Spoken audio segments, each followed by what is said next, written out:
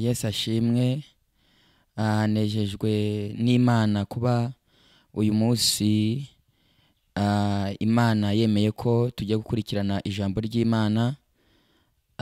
Turi kumwe na Munezero, nje nitwa Munezero Jean Damascene. Ndi umukristo wo mu itorero rya ADEPR Batsinda. Itorero rya ADEPR Batsinda. Ndi umuvugabutumwa wahamagawe n'Imana.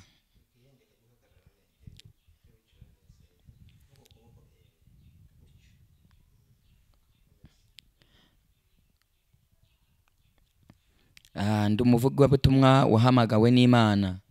Rero aya masaha ndakwinginga kugira ngo utumire mugenzi wawe, yaba ari abantu batatu, uze tubane twumve ijambo ry'Uwiteka. Rero Imana nihabwe icyubahiro. Birashoboka ko uri ahantu hatandukanye ukurikirana ijambo ry'Imana, uri mu bihugu byo hanze cyangwa se uri mu gihugu cy'u Rwanda. Ni karibu rero, reka dusome ijambo ry'Imana. Turasanga mu gitabo cya Mariko ibice byawe 10, turahera ku murongo waho wa 49. Haranditse ngo Yesu arahagarara arababwira ati, nimumuhamagare. Baramuhamagara. Impumyi barayibwira bati, humura hari uguhamagara. Ku murongo wa 50, nayo ita umwenda wayo irabaduka yegera Yesu. Yesu arayibaza ati, urashaka ko nkugirira nte? Iyo mpumyi iramusubiza iti, mwigisha, ndashaka guhumuka. 52, Yesu arayibwira ati, igendere, kwizera kwawe kuragukijije. Uwo mwanya arahumuka amukurikira mu nzira. Rero Imana ishimwe. Tukimara gusoma iri jambo ry'Imana, ni ijambo ry'Imana nahaye umutwe uvuga ngo iby'amatwi yawe yumvise, amaso atarabibona, uyu munsi uri buze kubibona. Kuko muri uyu mwaka wa 2021 ugomba kurangira hari ibisubizo wabonye. Mana nihabwe icyubahiro. Bira rero ivuze kuri uyu mugaragu w'Imana. Uyu mugaragu w'Imana birivuze, iratubwiye iyi mpumyi yitwaga Barayitoromayo yari imaze igihe yicaye ku nzira, imaranye ubuhumyi igihe kirekire. Mana nihabwe icyubahiro. Ndetse ngo bajyaga bayifata bakayishyira ku nzira kugeza ubwo yasabirizaga. Ubuzima bwayo bwari ubwo gusabiriza. Ubuzima bwayo bwari uko bajyaga bayiterura bakayishyira ku nzira, kuko yo itabashaga kureba. Nibwo buzima yari imazemo igihe kirekire. Ariko Bibiliya iravuga ngo nuko Yesu arangije amanuka mu mudugudu. Biravuga ngo nuko impumyi imenya ko Yesu ahageze. Iravuga ngo Yesu mwene Dawidi mbabarira. Biravuga ngo nuko abantu be bari kumwe na Yesu ndetse n'abigishwa baramwegera barayicyaha. Mana nihabwe icyubahiro. Batangira gucyaha ya mpumyi, barayibwira ngo ceceka, ariko irushaho gusakuza. Haleluya. Somye ijambo riba muri Yesaya rivuga ngo nimuhumurize abantu banjye, mubwire abi Yerusalemu kuko intambara zishize.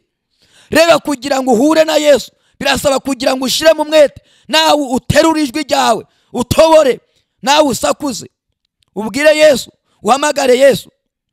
Nasomye ijambo riri muri yo bice bya 5 ku murongo wa 1 avuga ngo hamagara, hari wakumva. Uwo mubera watabaza urumva ninde? Nta wundi watabaza usibye Kristo. Iyi mpumyi rero igire hishurirwa, imenya ko Yesu ari umanutse muri uwo mudugudu. Birashoboka ko hanyuraga abantu benshi, ariko ntabwo yari bitayeho, kuko hari benshi bagiye bayinyuraho bakayisiga ku nzira. Nawe hari abantu bagutambukaho bakagusiga ku nzira. Hari imiryango ikunyuraho ntikwiteho, hari abamwiganye bajya bakunyuraho ntibakwiteho kubera ikigeragezo uhagazemo. N'iyi mpumyi nayo yari ihagaze mu kigeragezo ndetse yari ikimazemo imyaka myinshi. Ndashaka kukubwira ngo icyo kigeragezo umazemo imyaka myinshi ntabwo nitaye ku myaka ukimaranye, ntabwo nitaye nyewe ntabwo nitaye ku mezi ukimaranye. Icyo nkubwira nuko Yesu nuramuka utatse nawe ukamuhamagara ari buze gukora ibyananiranye ku buzima bwawe. Iyi mpumyi rero iravuga ngo Yesu mwene Dawidi mbabarira. Mana nihabwe icyubahiro. Iravuga ngo Yesu mwene Dawidi mbabarira. Abantu benshi barayicyaha. Ndavugana n'umubyeyi uri muhura n'abantu bamucyaha. Ndavugana n'umugabo uri muhura n'abantu bamucyaha. Ndavugana enema ndola wiri topi enema zerebo enekuta. Ndavugana n'umushumba uri muhura n'abantu bamucyaha. Ndavugana n'umuntu uri muhura n'ibintu bigucecekesha. Ariko tobora nawe ijwi ryawe urizamure, hamagare Yesu nawe ari buze kugusanga aho uri. Ngo kanya ngo ryajwi rya ya mpumyi Baritimayo Yesu araryumva. Mana nihabwe icyubahiro. Maze kuryumva ngo arahagarara ngo Yesu umva nkubwire papa, Yesu agutegeye amatwi. Yesu agutegeye amatwi wa mukobwa we. Yesu agutegeye amatwi wa musore we. Yesu agutegeye amatwi wowe wa mumama we umaranye icyago igihe kirekire, umaranye diabete igihe kirekire. Umva nkubwire ibyo bigeragezo ni byinshi, zo ntambara ni nyinshi, utuye ku nzira. Mbona kubabwira ngo reka mabwire kuri iki kintu bita inzira. Bundi bw'uyu muntu yari ku nzira abantu bose bamunyuraho kandi abantu bo mu mudugudu bose baramumenya. Nta muntu ugutambukaho atakuzi, wese arakumenya, umurenge ukakumenya, akarere kakakumenya kubera kuba ku nzira. Kandi uyu muntu yari amaze igihe ku nzira, nta wundi muntu wagombaga kuyimukuraho usibye umwami w'abami. Mbona kukubwira ngo mu muryango wawe washaki nta wagutabara usibye Yesu. Muba muvukana Yesu atagutabaye nta wagutabara. Yaravuze muri Matayo ibice byaho 11:28 haravuga ngo yemwe abarushe n'abaremerewe nimuze musange ndabaruhura. Haravuga ngo umutwaro wanjye ntabwo uremerewe kandi ndoroheje. Iyi mpumyi Baritimayo nayo yari irushe, yari iremerewe kuba imaranye igihe kirekire ubuhumyi. Haleluya, cyari ikigeragezo. Ariko Bibiliya iravuze ngo barayicyaha, barayibwira ngo niceceke, ariko irushaho gusakuza. Yesu ngo amaje kumva Baritimayo, umva nkubwire yewe wa mubyeyi Yesu agutegeye amatwi, yewe wa mupapa we Yesu agutegeye amatwi, arimo arumva ibyo umubwira. Haleluya. Umuririmbyi wa 60 yavuze ngo we mutimurira ngwino kwa Yesu amakuba yawe yamubwire. Haravuga ngo arakunda afasha abashavuye, ngo wizere ijambo ryiwe kandi wirira. Haleluya. Iyi mpumyi nayo irizera. Haleluya. Izamura kwizera. Imana ikeneye kuzamura kwizera. Imana ikeneye yuko witandukanya n'abantu ukamenya ko Yesu ari we wahamagara. Mana nihabwe icyubahiro. Iyi mpumyi irangije ngo irushaho gusakuza. Bibiliya ivuze ngo iki? Ngo Yesu arangije ategeka abigishwa, aravuga ngo nimugende muyinzanire. Ngo haleluya, basanga ya mpumyi Baritimayo, baramubwira ngo hari ugushaka. Haleluya. Biravuga ngo Yesu abaza ya mpumyi, arayibwira ngo urashaka ko nkugirira. Umva nkubwire aka kanya wowe urimo nkurikiranye, uri muri Amerika, uri muri Arabia Saudite, uri Uganda, uri mu Rwanda, uri mu mujyi wa Kigali, uri mu majyaruguru, uri mu mpande zitandukanye z'isi. Umva nkubwire shuti yawe, Yesu arimo arakubaza, arimo aravugana nawe, arakubaza ngo urashaka ko akugirira ute?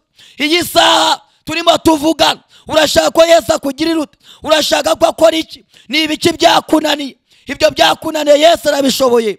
Impumyi ibwira Yesu, iramubwira ngo ndashaka guhumuka, ndashaka kubona. Impumyi ibwira Yesu iramubwira ngo ndashaka kubona. Mana nihabwe icyubahiro. Yari imaze igihe itareba, yari imaze igihe itabona, cyakora yarumvaga, yajyaga yumva amajwi.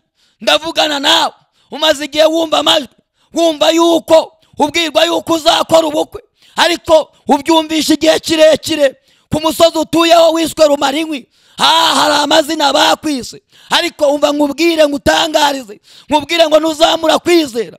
Haleluya. Ugahamagara Yesu araza gutabare aho ngaho uri wa mukobwa we. Umva ngubwire yewe wa mubyeyi uri ku gisasiro ndetse nta muntu waguterura, ariko Yesu arimo arakubaza, arakubwira ngo urashaka ko akugirira ute? Birabangwa impumyi barayitoromayo, ibwira Yesu, iramubwira ngo ngewe ndashaka kubona, ndashaka guhumuka, ndashaka kureba.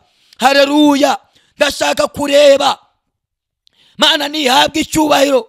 Umva ngubwire iby'amatwi yawe yumvise, amaso atarabibona. Uyu mwaka wa 2021 urarangira ubifite mu biganza byawe, urarangira wahuye nabyo, urarangira wahuye n'igitangaza cy'Imana, urarangira wahuye n'umugisha w'Imana. Hari ibintu amatwi yawe yumvise, wumvise abantu bavuga, bakubwira, wumva abahanuzi baguhanurira, bakubwira ngo Imana izaguhereza inzu, barakubwira ngo yewe uzajya mu gihugu cyo hanze, barakubwira ngo yewe ngo Imana izaguhereza inzu, barakubwiye ngo Imana izaguhereza imodoka. Kikora ubyumva mu matwi, ntabwo urabibona, ariko umva ngubwire Yesu umwami w'abami aravuze ngo haleluya, kakana ibyawe by'amatwi yawe yumvise, amaso atarabibona uri buze kubibona. Haleluya, dore Yesu azanye ibyawe, azanye ibisubizo byawe. Mana nihabwe icyubahiro. Reka mbabwire, iyo wizeye Yesu akora igitangaza. Bibiliya imbwira mu gitabo cy'abami ba mbere ibice byawo 17, haleluya, musi umwe ngo umugabo witwaga Eliya, Imana iramusanga iramubwira ngo nujye ku mupfakazi w'i Sarefati, aho niho negetse kugira ngo uwo mupfakazi azagutuma. Uwo mupfakazi nawe yari ari ku nzira, inzira y'ubukene. Haleluya, umva ngubwire nawe birashoboka ko uri ku nzira y'ubukene. Mbone kubabwira ngo muri umukene arahinyurwa. Mana nihabwe icyubahiro. Umukene arahinyurwa, arasuzugurwa. Umukene ntago agira ijambo. Iyo uri umukene wamburwa agaciro, iyo uri umukene wamburwa ijambo. Ariko noneho biravuga ngo nuko ngo Eliya arangije arahagera, abwira umupfakazi ngo yasanze uyu mupfakazi harimo atoragura udukwi ngo 2 kugira ngo asonga akagafu akaryewe n'umwana we bipfire. Ariko ngo nuko Eliya aramubwira ngo ako gafu nukamvugire. Imana ishimwe ngo uyu mupfakazi azamura kwizera, arangije ngo amenya yuko uyu muntu wizeye Kristo, ko Kristo amuhereza ibiruta ibyo yari afite. Nawe Imana ikeneye yuko uzamura kwizera, ngo akagafara gasonga agahereza Eliya. Haleluya, Imana ihabwe icyubahiro. Ngo amaje kugahereza Eliya, ngo Eliya arahanura, aravuga ngo topienema, aravuga ngo muri icyo giseke ntikikaburemo ifu. Haleluya, kandi ngo ifu irangije iraboneka, imutunga nawe n'urubyaro rwiwe ndetse na Eliya. Umva ngubwire shuti yanyu, birashoboka ko nawe utinze ku nzira. Umva ngubwire iyo nzira urubuze kuyikurwaho na Yesu, urayikurwaho n'umwami w'abami. Haleluya, nongere ngubwire ibyakozwe n'intumwa bice byaho 3, urasanga inkuru z'ikirema nacyo cyari kimaranye ubumuga igihe kirekire, cyicaye ku nzira, ndetse ngo bajyaga bagifata bakakirambika ku nzira. Ubuzima bwacyo bwari ubwo gusabiriza. Umva ngubwire papa, uwo rusabiriza, yewe mama uri mu buzima bwo gupfundikanya, yewe wa musore we uri mu buzima bwo gupfundikanya, warize ariko na amashuri yawe nta kazi urabona. Haleluya, nubwo nubuhumyi. Mana nihabwe icyubahiro.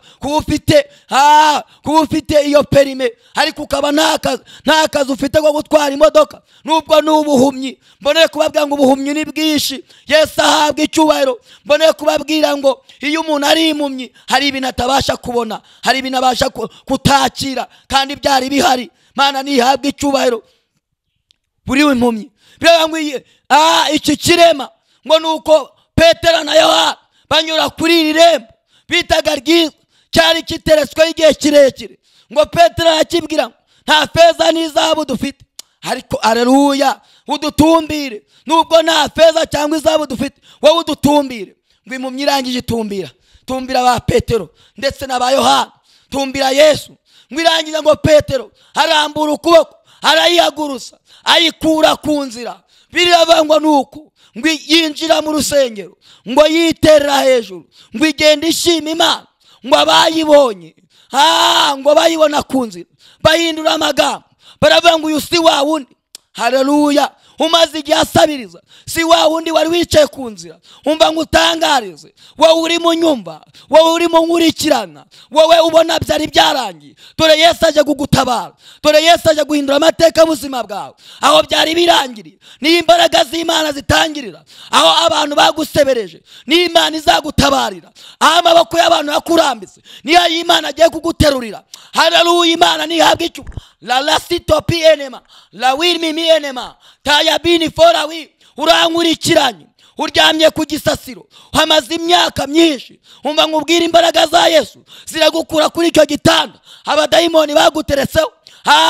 Wicaje ku gitanda n'abadayimoni, abadayimoni b'ubusambanyi, abadayimoni b'amagambo, abadayimoni enemandora wiri bo kurogwa. Hari ibintu bikugose biguteye ubuhumyi, ariko Yesu yaravuze ngo ni umucyo, azamurika mu mwijima. Haramuvuga ngo umwizera nawe yaba yarapfuye azongera abeho. Niwizere Kristo uri buze kubona ubutabazi bw'Imana. Niwizera Kristo uri buze kurengerwa n'Uwiteka. Mana nihabwe icyubahiro. Haleluya! Iyi mpumyi iratabarwa, ihura n'Imana, ibona ubutabazi bw'Imana. Nari niba nkubwira, wowe unkurikiranye, wowe uri mu nyumba mama, wowe ubona byarangiye, wowe ubona byacitse, wowe utinze ku nzira, umva nkubwira, yewe wa musore we, kuba ugize imyaka 50 ukiri iwanyu, ukinywa, ugisangira n'ababyeyi, ugihuriza na barumuna bawe ku isahane y'iwanyu, nubwo n'ubuhumyi. Yesu ashimwe. Hari ibintu bituma umuntu bimuteza ubuhumyi. Hari Imana nihabwe icyo, ntabashe kureba, ntabashe kwerekwa, ntabashe kumenya icyerekezo na viziyo yiwe. Mana nihabwe icyo, ubumuga ni bwinshi. Mana nihabwe icyo. Iyi mpumyi yari ifite ubumuga. Yesu ashimwe, yari ifite ubumuga. Mana nihabwe icyo.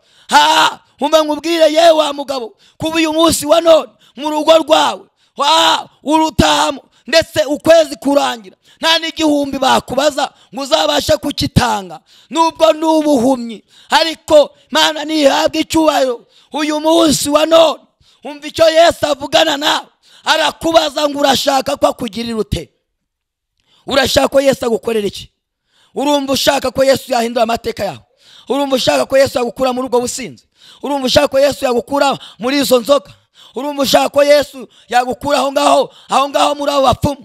Urumva ko ushaka ko Yesu yagukura aho ngaho muri iyo miti ya kinyarwanda? Birashoboka ko abadayimoni bakuzingazingiye ahantu, bagusirikira ahantu. Haleluya!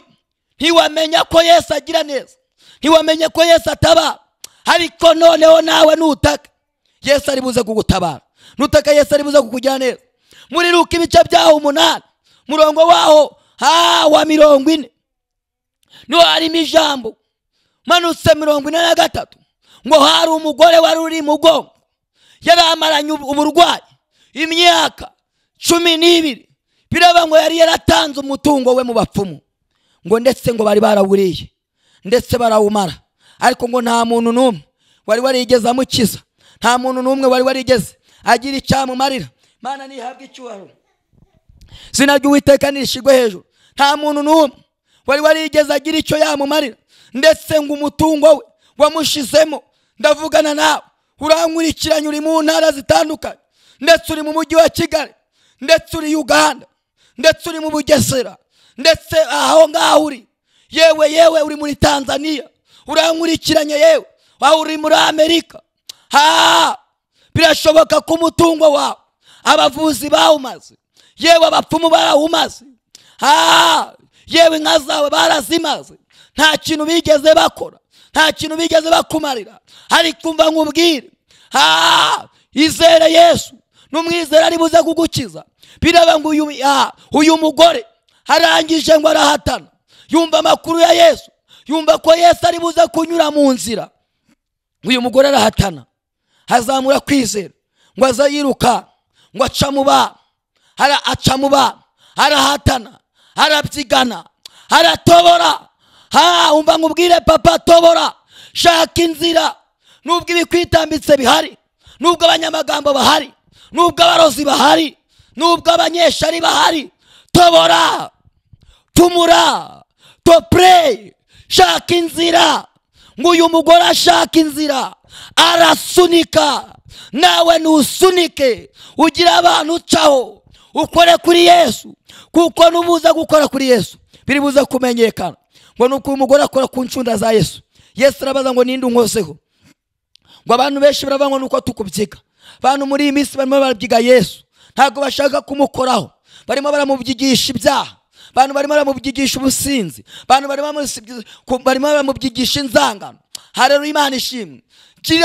Kiri ibintu ukuraho, kiri ibintu wiyambura, kiri ibintu ukuraho ubyiyambura. Numara kubyiyambura nawe uhatana ukore kuri Yesu. Umva ukuntu yabivuze muri Yesaya 35:8 haravuga ngo hazaba inzira nyabagendwa izitwa inzira yo kwera, abanduye imitima ntabwo bazaboneka muri iyo nzira. Muri iyo nzira izitwa inzira yo kwera, ngo umugenzi naho yaba aramuswa ntabwo azayiyoba, ngo muri iyo nzira nta nari zabonekamo, muri iyo nzira nta bibone, nta bishegabo, nta wa mugabo ukubwa ngo nakujomba isinyahuko, ntabwo bazabonekamo. Izitwa inzira yo gukiranuka. Birashoboka ko aka kanya waba warataye inzira, ukaba warayobye, wagiye mu bapfumu, ariko aka kanya umva nkubwire shuti yanjye, Yesu aragukeneye, akeneye kutera intambwe. Yavuga ngo nutera intambwe imwe azatera 99, haza ku buzima bwawe. Yesu akeneye kumwegera. Umva Petero kunabivuze ngo niba mwarasogongeye mukamenya ko umwami agira neza, ngaho ni mumwegere, niwe buye rizima ryanzwe n'abubatsi, ngo ariko ku Mana mwene iryo buye ryaratoranyijwe, kuko mu byanditswe harimo aya magambo ngo ndashira ibuye muri Siyoni, uryizera ntago azakorwa n'isoni. Iyi mpumyi rero yizera Kristo iramwemera, bireba ngo itumwambaro yari yambaye tigito gisuzuguriro, tiyo karandi iri ku buzima bwawe, tibyo byaha, tubwo busambanyi bwakubase, tizondaga zakubase. Umva nkubwire shuti yanjye, ibyo ngibyo bikuraza amajoro, manzu ubijugunye ujya aho Yesu ari. Ngo aho kanya ngo Yesu arayibaza ngo urashaka ko nkugirirane? Impumyi aravuga ngo ndashaka kubona. Washatse amafaranga byaranze, ariko kuri Yesu hari yanzu yakubwiye, kuri Yesu ya modoka yakubwiye, ahantu uhura nawe uri buze kwibona. Yewe papa, umva nkubwire washatse akazi byaranze, ariko Yesu turazanya akazi kawe. Mana nihabwe icyubaro. Hari abantu bageze kuri Yesu bari abashumeri, abo yarabatabaye. Hari abageze kuri Yesu bari bafite ubumuga, uyu munsi baragenda ari bazima. Hari abari barwaye imigongo, abo Yesu arabakijije. Umva nkubwire mama, Yesu akeneye kumwegera, Yesu akeneye kumwizera, agakora igitangaza ku buzima bwawe. Uyu munsi ndanurira ubuzima bwawe, ndakubwira ngo kuri icyo gisasiro Yesu aravuze ngo gihaguruka ugende. Yesu aravuze ngo niwakire gukira iyo ndwara yananiranye, iyo ndwara abaganga bananiwe, Yesu ayigukuyeho, Yesu aragukijije. Mana nihabwe icyubaro. Njya ntangarira Imana, Yesu ajya akora imirimo n'ibitangaza. Haleluya, haleluya, ajya akora imirimo n'ibitangaza. Twigeze twajya gusengera hano mu majyaruguru, tugerayo enemandola wiri topi enema, hari umubyeyi yari amaze igihe kirekire yivuza byaranze, abaganga byarabananiye. Mana nihabwe icyubaro. Uyu mubyeyi yari atuye muri paruwasi ya Giti mu mudugudu wa Gicaca, aho ngaho byari byaranze byarananiranye, ariko Bibiliya ivuga ngo iki? Yesu ahabwe icyubaro. Yari amaze igihe kirekire yivuza byaranze, ariko tuhageze turasenga, imbaraga za Yesu zimukoraho. Uyu mukecuru ni muzima, harimo arashima Imana, haravuga imirimo n'ibitangaza Yesu yakoze. Umva nkubwire mama, nawe numwizere, ibyo amatwi yawe yumvise ariko amaso atarabibona uri buze kubibona. Uyu mwaka wa 2021 uri buze gutabarwa n'Imana. Uyu mwaka wa 2021 iyo ndwara irakurwa ku buzima bwawe. Uyu mwaka wa 2021 urakurwa igisuzuguriro. Uyu mwaka wa 2021 Yesu ashimwe, uri buze gukurwaho karande. Uyu mwaka wa 2021 urakurwaho ubwo businzi. Uyu mwaka amateka ari buze guhinduka, urarangira nawe uwo mugabo yakira agakiza. Uyu mwaka uri buze kurangira winjiye mu masezerano yawe. Uyu mwaka uri buze kurangira ubonye imodoka Imana yakubwiye. Uyu mwaka urarangira ubonye ikibanza Imana yavuze. Uyu mwaka urarangira abana bawe bize. Uyu mwaka urarangira iyo ndwara ikuwe ku buzima bwawe. Uyu mwaka urarangira, haleluya, uwo mutwaro urwaye ukize. Niko Yesu arimo avugana nawe. Biraba ngo iyi mpumyi ibwira Yesu iravuga ngo nge ndashaka guhumuka, ndashaka kubona, ndashaka kureba. Umva nkubwire, niwakire kubona ibyo utajyaga kubona, niwakire kwakira ibyo utajyaga wakira. Waranguraga uhomba, ugacuruza ugahomba, ariko niwakire kubona ibyo amatwi yawe yumvise, amaso atarabibona uri buze kubibona. Niko Yesu ambwiye ngo nkubwire. Yesu arambwiye ngo niwakire kureba, niwakire kubona, kubona inzu Imana yakubwiye, niwakire kuyibona. Abana Imana yakubwiye, niwakire kubabona. Njya nkunda kuvuga ku ijambo riri muri Samweli wa mbere, rivuga ku mubyeyi witwaga Hana. Yari amaze ikigeragezo cyo kubura urubyaro, afite peni n'umukina ku mubyimba, yaramucyahaga. Hana nta jambo yagiraga kubera ko nta rubyaro. Iyo wabuze urubyaro wamburwa ijambo. Ariko umunsi umwe azamuka ku musozi, ajya gusenga Imana, ajya gushaka Uwiteka. Bibiliya ivuga ngo nimushaka Uwiteka bigishoboka ko abonwa, nimumwambaza akiri bugufi. Umunyabyaha ntareke ingeso ze, agarukira Uwiteka nawe aramugarukira. Haleluya, Mana nihabwe icyubahiro. Hana azamura kwizera. Mana ikeneye kuzamura kwizera papa, ikeneye kuzamura kwizera wa musore we, kugira ngo winjire mu masezerano. Wageze ku musozi w'Imana w'Ishilo, umutambyi witwaga Eli aramubwira ati cyo waje usaba aba ari Imana iguhereza. Umva nkubwire nshuti yanyu, Hana arangije aratwita, arangije arabyara. Haleluya, Imana nihabwe icyubahiro. Nari ndimo nkubwira, wowe utwita inda y'amasezerano, we wavuganye n'Imana, wabwiwe n'Imana ko izakugira neza, wabwiwe n'Imana ko izakubakira inzu, wabwiwe n'Imana ko izagukorera ubukwe, wabwiwe n'Imana ko izaguhereza akazi. Imana, Yesu arimo aravugana nawe, arimo arakubwira ngo niwakire kubona ibyo amatwi yawe yumvise. Nubwo amaso atarabibona, ugiye kubibona uyu mwaka, urarangira wabibonye. Haleluya, Imana ishimwe. Wabwiwe kwambara agatimba, niwakire kukambara. Wabwiwe guhabwa akazi, niwakire ako kazi Imana yavuze. Kubara 23 murongo wa 19, ngo Imana si umuntu ngo ibeshye, ngo si ibyo yavuze no kubikora n'izabikora, ibyavuye mu kanwa kayo no gusohora n'ibizasora. Umva nkubwire, Imana ije gusoza icyo yavuganye nawe ku buzima bwawe. Icyo yakubwiye, cyo yakubwiriye Samatari, cyo yakubwiriye kizabona, cyo yakubwiriye mu rupfu, nicyo kimanuye Imana ije kugusubiza. Mana nihabwe icyubahiro. Biravuga ngo nuko iyo mpumyi tangira kugendana na Yesu, bagendana mu nzira, baragendana, batangira gutambukana, batangira kugenda. Ugiye kugendana n'abakomeye, ugiye kugendana ndetse n'abizi, kubera ko Uwiteka aguhaye ijambo.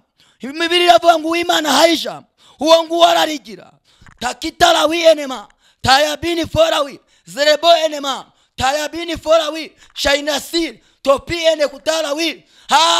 Umva nkubwire, Yesu yategetse ibintu byose biremera, yategetse ibintu byose biramwumvira, ngo byose byaremwe nawe, nta kitararemwe nawe, niwe nyiri ijambo. Yavuze ibintu byose biramwumvira. Hari ibintu Yesu ategetse bigiye kugushaka, hari ibintu Yesu ategetse bigiye kukugana. Haleluya, arategetse iyo miryango yari yaragiye igiye kukugarukira.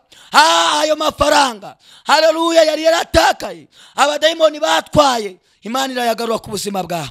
Imana izanye ibyawe, haleluya, Imana ishimwe, byari byaragiye. Ndashaka kugira ngo birashoboka ko aka kanya nawe hari umwambaro wari wambaye, umwambaro w'igisuzuguriro, umwambaro w'icyangiro, umwambaro wo kwambara ubusa, umwambaro w'ubukene, nk'uwo wamushuneye mu kazi. Haleluya, uriya mupfakazi w'Isarefati afite umwambaro w'ubukene, umukene arahinyurwa, nawe ufite umwambaro wambawe. Haleluya, Imana ishimwe. Hari umwambaro wambaye mama, hari umwambaro wambaye w'uburwayi, uwo nguwo umaranye igihe kirekire. Hari umwambaro wambaye wa mugabo we, uwo nguwo w'igisuzuguriro, ni wowe usuzugurwa muri kazi, muri karitsiye urasuzugurwa, wamburwa ijambo, ntabwo ukitwa papa mu rugo rwawe.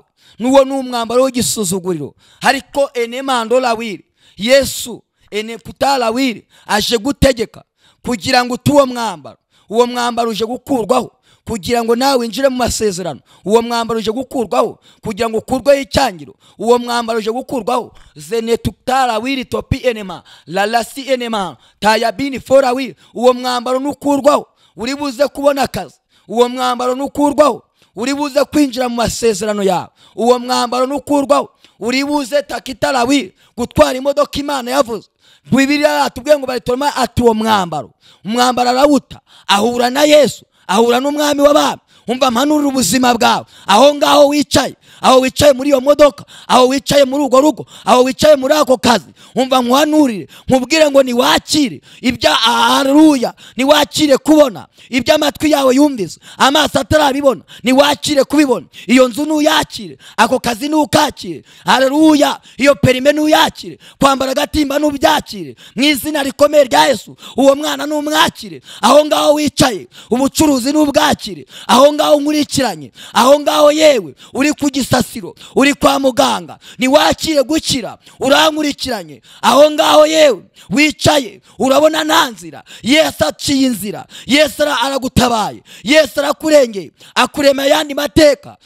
Haleluya, agutabaye ku musozi w'iwanyu, agaruye agaciro, agutambukije mu maso barupinzi. Haleluya, Imana ishimwe. Iyakuye Moridekayi ku irembo, nawe iragutabaye. Niwakire kuva kuri iryo rembo, ye wa mukobwa we, niwakire kuva kuri iryo rembo, ye wa mugabo we, niwakire kuva kuri iryo rembo. Lalasi enemando topi enema, utinzeho igihe kirekire. Ndabona Imana igukuraho karande, ndabona Imana ikuraho igisuzuguriro, ndabona Imana ikuraho enekutala wiri kwambara nabi, ndabona Imana igaruka ku bagabo, ndabona Imana igaruka ku babyeyi, ndabona Imana ikiza indwara, ndabona Imana lawi enemando lawi topira wiri sheni, ndabona Imana iguhagurusa aho ngaho kuri ayo maguru wari urwaye, niwakire gukira. Ndabona Imana iza gukiza diabete, ndabona Imana topi enemando igukiza kanseri, ndabona Imana ihindura ubuzima bwawe,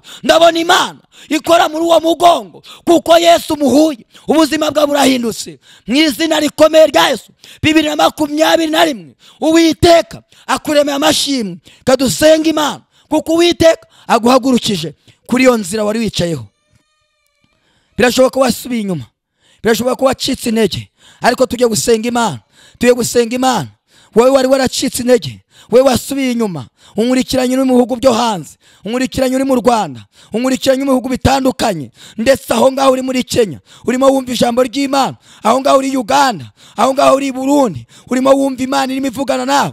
Wari ufite indwara inaniranye, wari ufite intambara nyinshi, wari ufite icyaha cyakunaniye, ngaho nuvuga ngo Mwami Yesu, uhereye aka kanya nkura mu gitabo cy'urupfu unyandike mu gitabo cy'ubugingo. Ndakwakiriye kugira ngo umbere umwami n'umukiza mu bugingo bwanjye. Uhereye aka kanya buri kisuzuguriro cyose Satani yaneje nigikurweho aka kanya. Ninjiye mu gisubizo cya Kristo, ninjiye mu mugisha w'Imana, ninjiye mu gitangaza cya Yesu. Uhereye aka kanya mu izina rya Yesu.